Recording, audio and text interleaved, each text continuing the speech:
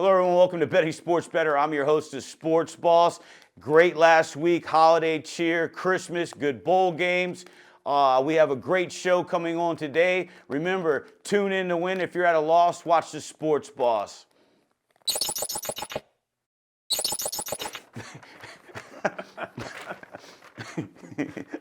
Zach, what's happening, man? Nothing much, buddy. How are you? Good, good. Did you have a good holiday? It was very nice holiday. Spent it with plenty of family, friends, and food. Ate way too much food. Definitely got to pull back a few notches in the belt. Yeah, I had to switch pants before we started shooting. I think I've worn a different shirt every week. It's not because I have that many clothes. It's because I keep gaining weight. I feel you. I'm the same. I put everything on after the wash, and it's just like, nope, that's not fitting today. Speaking of gaining weight, what about your Detroit Lions? They're gaining speed, buddy. Gaining weight and gaining speed. I'm stunned with these rookies and how well they're playing. You've got 6th-round pick James Houston's coming off the edge and 7.5 sacks in 6 games. Players aren't doing that, especially from small schools. But hey, credit to Deion Sanders for discovering these guys and getting the best out of them. Aiden Hutchinson, he's just a one smooth criminal out there. Small callback to Hard Knocks. And Malcolm Rodriguez. The dude's a stud in the middle of that defense. So I'm excited for what comes of this. Make the playoffs, awesome, want that. But if we don't, this is a successful season in my book. Very successful. Speaking of Michigan, that smacked me around. Harbaugh and Michigan kind of, that game was absolutely weird. If you watched it from beginning to end, the refs definitely had their opinion on some of the plays, some of the plays that Harbaugh was calling and not calling. TCU's a scrappy team. We've talked about it before. Goal line, don't get in.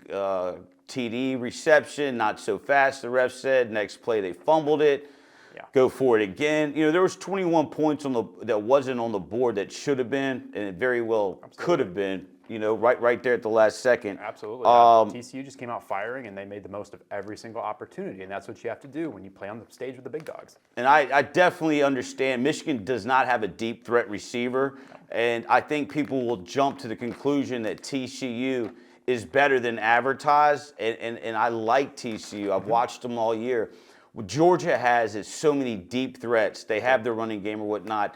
The reason the line came out at 13.5 or 14 favoring Georgia is because everywhere Michigan slacked, Georgia is not. And I could see, and we'll talk about that later on, I could see Georgia having their way with TCU. Easily. Well, you got Jalen Carter in the middle of that defense who's just throwing kids around like rag dolls. And Georgia's the only undefeated team left standing. TCU does have that one loss, and it's gonna be an interesting matchup. I don't think TCU is gonna go quietly. They showed up on the big stage. They're gonna keep fighting. I'll go right into it. A lot of us last night were tuned in or coming back from travels. I know I was. We had a great time. We shot the show, I think, Christmas morning for the kiddos, and I hit the road. Man, triple Fs, family, food, and football. It's a great time of the year. I had a great time with friends and family. There's a place down in South Florida. I'll just say, hey to the guys, Key West, to James and TJ. You guys are one of a kind. I had a blast with the family. My cousin Ethan's going out to Vegas this week. He's going to be at the Stadium Swim. I hope he's safe and has a big time. And then, we all settled in last night after watching some killer football. Hats off to Tulane. But Damar Hamilton, if you're on the planet Earth and you haven't heard about what happened to the cornerback for the Buffalo Bills, our thoughts and prayers are with the family right now and with him. There was a hit that took place. The young man went into cardiac arrest on the field. The ins and outs of what happened, most people are aware. So I'm just more focused on, I hope he makes a full recovery. Game can be postponed. You can't bring somebody's life back. That was a scary moment for me. I've never seen anything like that. What about you, Zach? Neither have I. I like to partake in a bunch of different sports in my viewing pleasure. We've seen people do this in hockey, they knock it up. We've seen people in basketball, they take hard falls. Soccer, they take collisions to the knee. In football, it's a violent sport. This is a universal truth, and everybody who steps on the field and is a fan of this game knows this to be a fact. What was surprising about this play, it seemed like an ordinary tackle. Yes, the receiver is coming charging in hot to gain those extra yards. Safety made a play. He made a play, he bopped up, but what the scary thing was that he immediately collapsed. Like the life just left his body, and it literally did. Having the effect of a cardiac arrest right there on the field is stunning. We were watching a particular talk show earlier, and they said we're prepared for injuries to happen. We're prepared for scary things to happen, but this particular one was not expected. And having something on such a routine play, we're exceptionally not expecting this. So for an individual to be down for so long and seeing the reaction from his teammates, crying, sending prayers, immediately just humbled to the ground by what they've witnessed for, their friend, their teammate, and the buddy they've been in the trenches with all season, it's a terrifying thing.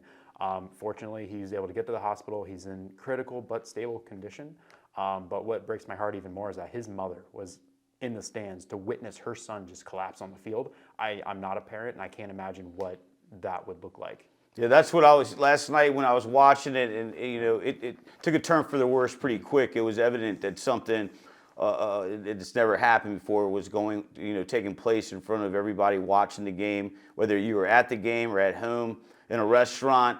It didn't matter. It was a quiet moment around the country if you were tuned into that game. Having a son that plays football, plays both sides of the ball, actually cornerback and receiver, I was trying to put myself in her position, and it's unimaginable. The safety of the game, I know, is priority, and it has been the last few years. The concussion protocol, the rules, the hits, the roughing the passer.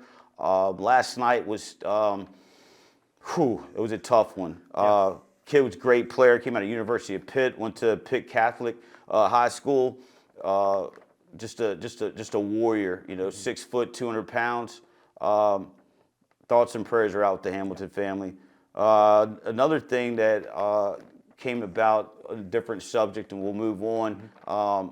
What about the payday that Cristiano Ronaldo got for soccer, going over in Dubai and playing for them? $60 million a year, plus endorsements, plus percentages of team ownership, yada yada yada.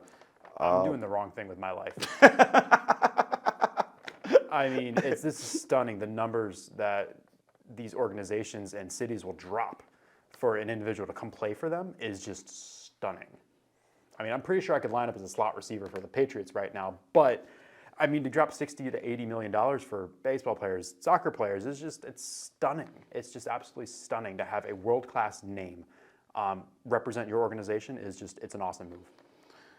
What about, let's talk about Nick Saban. We gave out the Roll Tide. I said he was going to come out and run the score up, to make a point that he should have been in the college playoffs. Yep. I believe the argument would take place as of yesterday morning that if Bama were Michigan and Michigan were Bama, probably wouldn't have had the same scenario, meaning Michigan probably would have taken the win and Bama would have probably steamrolled TCU. Roll Tide, good for Nick Saban. Point taken. Started out a little slow. I think the game ended, 45-24? Yep. Hands down. Even when the Alabama is got 2 losses with a combined of 4 points, they're better than most people in the room. And I said it then, I'll say it now. If Bama was in that playoff category the other day, they would have been favored no matter who they were playing. And most of us on the sharp side would have had to take Bama. Going against Nick Saban is not a good idea, and statistics show it. Hats off to the Dogs. Georgia, great game. Ohio State had a lot to play for. I think the coach knew that he had to show up. Yep. The players knew they had to show up. That was a great game. Georgia TCU National Championship. We can highlight that. I'll throw out who I think's going to win. If you want to sprinkle your opinion on that, Zach. For sure. Well, first, I want to take a step back so we can go forward. I want to do a shout out to another Tide, Tulane Green Tide, for taking it to the house and beating USC. Sorry, I just had to throw my plug in there. I've been waiting for that catchphrase. I'm like, ooh, another Tide. But anyway, great game. It was a good game. No, I'm glad you highlighted that because we were talking before. I like that. There was a moment in that game that's funny you brought that up, and there's nothing funny about what I'm about to say. But the young man for Tulane, the cornerback in 2012, I believe cornerback, He took a shot. They had to do CPR on him. Unfortunately, for that young man, his life was saved. He was bound to a wheelchair. They showed him in that game. He came back and got his master's, does a lot of speaking engagements. Really, really powerful moment. And you could see when they had him on the Teletron that Tulane flipped script. Good for them. That was an exciting game. Way to get your name out there against a Heisman-winning quarterback and a top-notch program that was, again, fighting for a college football playoff spot. So good for you. The biggest turnaround in college football history. 2-9 last year, 2-10, something like that, to 11-1, I believe. Don't quote me. Great game, great story. Last week in NFL, what were you looking at, Zach? What excites you? Last week in the NFL, we saw a lot of particular highlights and lowlights from teams that I thought would step up to the plate. You've got the playoffs on the line, but instead they dropped duds. Last week, my Lions dropped a dud in Carolina, came back, smacked around the Chicago Bears. You get the Dolphins, who are riding a 5-game losing streak. They were a team in very much control of their destiny to lock up the AFC East, but they've, no pun intended, they floundered. Tua's not looking good, the offensive system is not looking good, and the defense is just kind of a pushover right now. You've got the Patriots, who are scrappily good. Their defense is star-studded. They're a tough defense to beat, and the defense has scored 7 touchdowns of their own. So, I mean, you're getting close to passing Russell Wilson's number of passing touchdowns. So we've got that. That's unprecedented waters. We've got the other teams that are starting that middle ground who are making these push. Hats off to the Jacksonville Jaguars. They're on the precipice of making these playoffs and fighting in to get the AFC South crown against a Tennessee team that's lifeless. We've got the Texans who are fighting for the #1 overall pick, but they're still scrappily good. If they have a few good pieces, they could make a turnaround very, very quickly. And they've got a veteran coach in Lovie Smith. And this week is really, week 18 is going to be a put up or shut up moment. It's ending seasons. You win, you keep moving on. If you lose, send your butt home. It's over. Yeah, I would say right now Jacksonville's playing with a lot of steam behind them. Detroit Lions, and I'm gonna tell you, they moved it to the late game. The schedule came out yesterday, so Packers, Lambeau hosting Detroit Lions. Great for NFL. Hats off to that schedule. But Aaron Rodgers, if you watched him the other day, the Packers are clicking. I mean, every piece of the puzzle is fitting perfect for them. I love watching Aaron Rodgers after the game talk about how everybody wrote him off or he's finished, old school, needs to hang it up, coaching, leave the team, all the negatives that took place, and just each week just hanging tough. And, here we are. I think that's a great game. I respect both teams right now.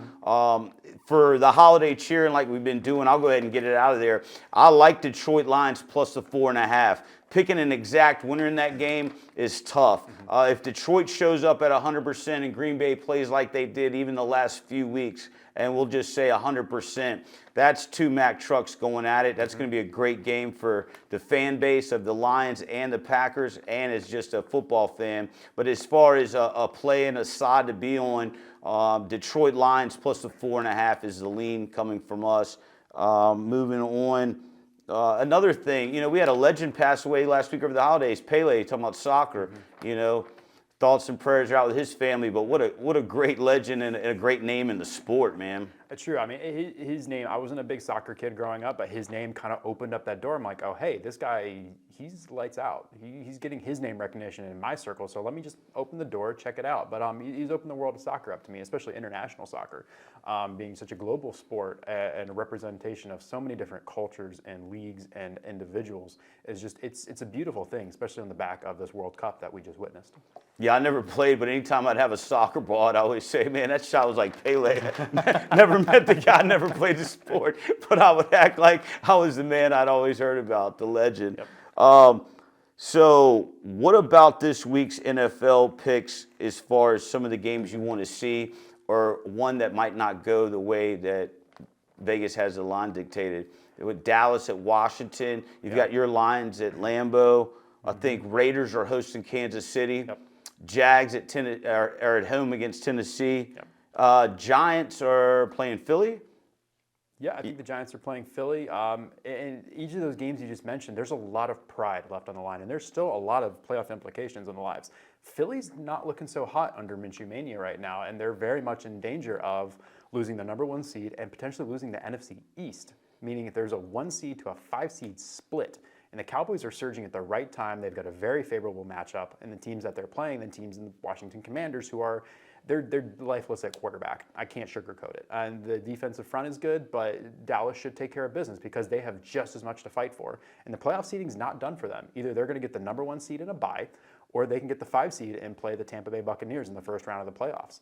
The Jaguars are fighting for a division crown, and a turnaround for that team under the just absolute stink of Urban Meyer has been shed, and they're looking like a legitimate playoff team right now. The Chargers are in, the Lions and Packers. It's going to be, like you said, 2 Mack trucks going at each other. You've got a team who's young and hungry and ready to bite some people at the kneecaps versus Aaron Rodgers, who's long in the tooth. And he's as long as he's on the field, he's a danger to the opponent and the opposing defense. So we've got some.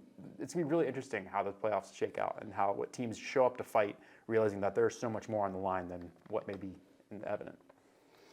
Yeah, I'll throw something in there. Being a Raiders fan, a lot of people know that. You know, a diehard Raiders fan since I was born. Benching Carr, his contract stated if he got hurt that he was guaranteed the $38 million or $40 million. Raiders chose to bench him the last few weeks to avoid that. A lot of talk right now. Brady finishes up in Tampa Bay. Brady shoots over to the West Coast, takes over the Raiders. Josh McDaniels rides off in the sunset. Of course, as we know, 2024 Super Bowl is held in Vegas. Brady's probably the luckiest guy that I know that could make that happen. Yep. Go to Tampa. Tampa hosted it. He was in it. Leave Tampa, go to Vegas. Vegas hosts it next year. Then he can just go across the desert over to California to do his Fox contract that he has.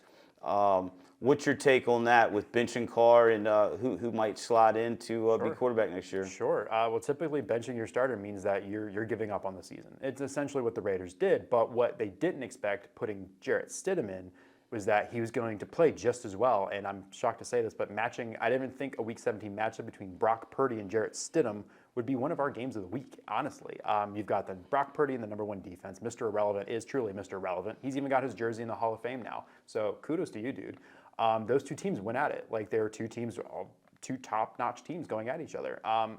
But with benching Carr, it shows that they're ready to move on.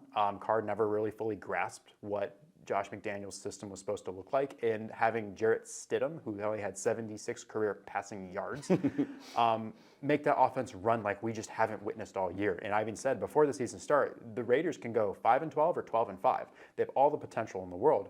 So lining that up, trying to predict who's going to come in and take over I think is going to be an interesting list of names, because you've got 3 quarterbacks out there who are about to be free agents in Tom Brady, Jimmy Garoppolo, and Jacoby Brissett, who are all on the Patriots at the exact same time running McDaniels' system. So each are viable players in this NFL still. Tom Brady's still give you the best chance to win. Garoppolo is a proven winner in this league. And Brissett's an above-average backup. So each of those 3 guys can come in and start. That means for Derek Carr, his trade value should be pretty good. He is a legitimate starting NFL quarterback. He just never fit in with this Raiders system. And he loved it there. He gave his life to this team. He took pay cuts to be with his team so other players could get more. He's got the intangibles, so I think there's going to be at least possibly 5 to 7 teams who can come knocking for him. It depends on what the New York Giants do with Daniel Jones after the season, even though he's played lights out and got a standing ovation from the New York crowd, which is a very difficult thing to do. The Indianapolis Colts are just dead at quarterback. The Washington Commanders are dead at quarterback. The Tennessee Titans, the Saints are dead at quarterback.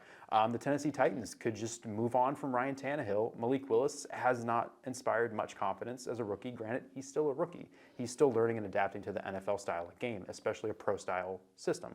And it helps having Derrick Henry behind you. The Seattle Seahawks could be in the market for another quarterback as Geno Smith becomes a free agent. The Arizona Cardinals could potentially have something bearing if a Kyler Murray trade or whatever happens like that. We've seen big quarterbacks and big names move throughout the league. It'll be an interesting landscape to see what will shake out for Derek Carr, but I'm pretty sure there'll be at least 5 to 7 suitors will come knocking to Las Vegas. And you could get potentially a first-round pick for him. Interesting. Yeah, the only top 10 thing the Raiders had was this past week, the top 10 plays. Devontae Adams had like 2. I think he was 1, 2, and 3. Some of the catches he made from the backup coming in to take Carr's place was amazing. Well, and he showed why he's a top 3 receiver in this league.